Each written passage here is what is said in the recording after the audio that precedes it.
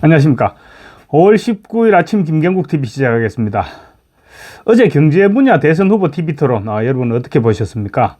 저는 이준석 후보가 이재명 후보를 저격하는 부분들이 압권이었던 것 같습니다. 아마 많은 사람들이 그렇게 생각하지 않았을까 싶습니다.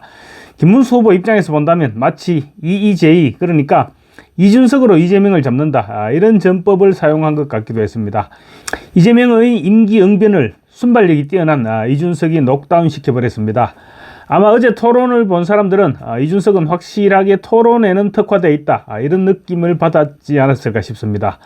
반면 이재명은 토론에서 막힐 때마다 극단적인 생각을 하지 마라, 이런 말로 도망가기에 바빴습니다. 이재명의 무기는 극단적이란 말이었습니다. 얼핏 생각해보니까 어제 이재명이 극단적인 생각, 극단적인 상황 상정, 이런 표현들을 한 10번 정도는 사용하지 않았을까 싶습니다. 그런데 다들 아시다시피 극단적인 표현을 가장 많이 하는 사람이 이재명이죠. 이재명은 계엄령이 선포됐을 때 잡혔으면 연평도 앞바다에 꽃게밥이 됐을 것이다, 이런 말도 했죠. 그리고 계엄이 성공했으면 10,000명은 학살됐을 것이다, 이런 식으로도 얘기를 했습니다. 또 최상목 권한대행에 대해서 현행 범인이 국민 누구나 체포할 수 있다, 이런 말도 했었습니다. 본인 스스로가 이런 극단적인 표현을 즐겨하는 사람이 말문이 막히고 논리가 딸리면 왜 그렇게 극단적이냐, 이런 말로 늘 도망을 다녔습니다. 이준석은 토론을 시작하면서부터 이재명의 퇴로를 차단했습니다. 민생이 어렵기 때문에 우리가 더 조심해야 하는 것은 항상 어려울 때 나타나는 그런 유혹들이다, 이런 말로 이재명의 포퓰리즘 정책을 경계했습니다. 그러면서 오늘 이재명 후보가 아마 많은 정책들을 이야기할 것인데, 이것도 해주고 저것도 해주고 돈이야 땡겨 쓰면 된다, 이렇게 말씀하실 것인데, 재원은 나중에 집권한 다음에 알아보겠다, 이런 식으로 이야기해온 경우가 지금까지 많다라고 선제 공격을 해버렸습니다. 퇴로를 미리 차단해버린 것입니다. 이준석은 그러면서 자신이 사기 이론이라고 네이밍했던 이재명의 호텔 경제론을 거론했습니다. 이재명은 호텔 경제론은 성장을 말한 것이 아니고 경제순환이 필요하다, 이런 점을 극단적으로 단순화시켜서 설명한 것이라고 해명했습니다.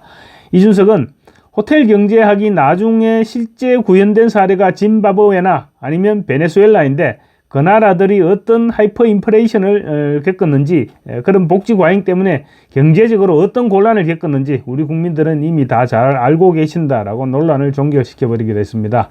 이준석은 특히 돈을 가지고 실제 경제가 돌아갈 수 있다는 주장이라면 너무 쉽다. 예를 들어서 어떤 지자체장이 법인카드를 들고 가서 정육점에다 쇠고기 결제하고 과일가게에서 과일을 결제하고 그렇게 몇 천만 원씩 결제한 다음에 취소하면 그 동네 경제가 돈다는 그런 이론인데, 그런 주장을 하는 사람은 대한민국 지도자의 자격이 없다고 꼬집기도 했습니다. 아마 어제 이 장면을 시청하신 많은 분들이 이 부분에서 빵 터지지 않았을까 싶습니다.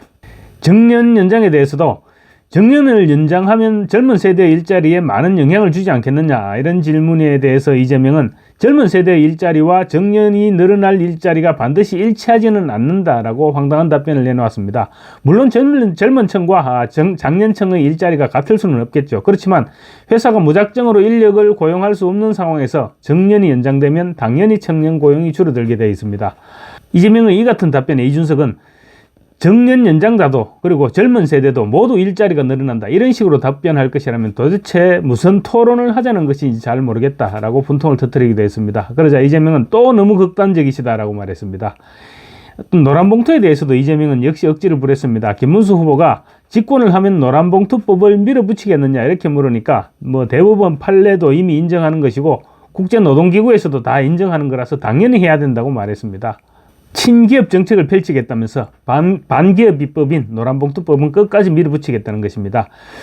김문수 후보가 노란봉투법이 시행되면 우리나라에서 기업을 할 수 없게 된다고 설득했지만 이재명은 물러서지 않았습니다. 또 반도체 기업 52시간 적용 예외를 허용하는 반도체 특별법도 조속한 제정을 요구했지만 이재명은 막무가내였습니다. 이재명이 집권하면 우리나라 기업들 아마 버텨내기가 쉽지 않겠다, 이런 생각이 들었습니다. 그리고 김문수 후보가 불법 대북 송금으로 재판을 받고 있다는 점을 지적하니까 이재명은 억지 기소됐다고 그야말로 억지를 부렸습니다. 김문수 후보가 나도 경기지사를 해봤는데 대북 사업을 지사 모르게 부지사가 어떻게 할 수 있느냐, 이렇게 추궁했습니다. 그러자 이재명은 대북 사업 자체야 당연히 알고 있었지만 민간업자가 자신을 위해서 100억 원의 돈을 북한에 몰래 주었다는 것은 있을 수 없는 일이 아니냐고 끝까지 잡아떼기로 일관했습니다. 이 사건으로 이미 이화영 평화부지사가 항소심에서까지 유죄를 선고받았죠. 그리고 또 돈을 북한 쪽에 줬다는 사람이 쌍방울 김성태 전 회장을 비롯해서 쌍방울 그룹 임원들이 떼거리로 증언을 했습니다. 그럼에도 불구하고 북한에 돈을 전달했다는 사실을 끝내 부인하고 있는 것입니다. 이 부분은 조만간 이화영 전 평화부지사의 외국환 거래법 위반 혐의가 대법원에서 최종 유죄를 선고되면 또 허위사실 공표죄가 될 가능성이 굉장히 높아 보이는 부분이기도 합니다. 이준석은 심지어 이재명에 대해서 원래 사람들이 어려울 때 사이비 종교가 다가오는 것처럼 가장 위험한 형태의 사람이라고 지적하기도 했습니다. 이준석은 또 주 4일제와 관련해서 이재명이 임금 감소가 없이 주 4.5일치로 가야 되고 궁극적으로는 주 4일제로 가야 된다. 이렇게 주장한 데 대해서도 지금 확인하신 것처럼 이재명 후보는 어떻게가 빠져있고 그냥 이렇게 하겠다 저렇게 하겠다 이런 말씀만 하고 있다고 무책임성을 질타하기도 했습니다. 이재명은 시에시에 발언과 관련해서도 국익 중심으로 판단해야지 친중이다 이렇게 생각하는 것은 정치인으로 좀 적절하지 않다고 주장하기도 했습니다. 중국과 대만 사이에 전쟁이 터져도 쉐쉐만 하고 있을 것이냐? 그럼 우리나라에 전쟁이 터졌을 때 미국은 한국과 북한이 좀 싸우면 어떻냐? 이렇게 얘기하지 않겠느냐라고 지적하니까 이번에도 역시 극단적으로 판단하지 않으면 좋겠다는 말로 피해갔습니다. 대만 해협에 대한 긴장이 고조되고 있는 상황에서 유사시 상황이 발생하면 어떻게 하겠나는 질문에 말이 막히니까 평상시에는 쉐쉐하지만 유사시에는 다를 수 있다 이렇게 답변을 했던 것입니다. 어제 토론을 대만도 그리고 중국도 지켜봤을 것인데 그 사람들이 이재명의 답변을 듣고 과연 신뢰를 가질 수 있을까요? 이준석이 결국은 양안 관계가 유사시 상황에 돌입했을 때 개입하겠다는 거냐 안 하겠다는 거냐 이렇게 물으니까 이재명은 이번에도 역시 모든 상황을 극단화시켜서 판단하면 문제가 생긴다고 말했습니다. 이재명은 민간기업 HMM 본사 부산 이전에 개입하는 것은 직권 남용이 아니냐 이런 지적에 대해서도 뭐든지 극단적으로 단정하고 전체를 왜곡해서 질문한다고 주장했습니다. 이재명 앞에만 가면 무슨 질문이든지 극단적이 되는 그런 어제 토론회였던 것 같습니다. 이재명은 또 윤석열 정권 내내 민주당이 정권의 발목을 잡았다는 김문수 후보의 지적에 대해서도 자신들은 책임이 전혀 없다고 발뺌하기에 급급했습니다. 정부 정책을 일일이 반대해놓고는 오히려 정부가 하려고 하는 걸 민주당이 막았던 기억이 별로 없다 이런 말을 했습니다. 아마 이 말을 믿을 국민들은 개딸들 이외에는 별로 없을 것입니다. 당장 최상목 전 경제부총리만 해도 경제사령탑으로 막중한 임무를 띠고 있음에도 민주당은 탄핵시키겠다고 윽박질렀죠. 그래서 결국 그만두게 만들어버렸는데 이재명은 그런 일을 전혀 모르겠다는 그런 식의 답변을 내놓았던 것입니다. 김문수 후보는 이재명의 주한미군 철수, 사드 배치 철회, 싱하이밍 중국 대사의 협박성 발언에 대한 침묵 등을 지적하면서 한미동맹이 기본축이 되어야 하는데 미국 입장에서는 끔찍할 정도가 아니겠느냐 이렇게 지적을 했습니다. 그러자 이재명은 한미동맹이 중요하고 외교의 기본축인 것은 맞지만 외교는 언제나 국익 중심으로 실용적으로 접근해야 한다는 원론적인 답변으로 피해갔습니다.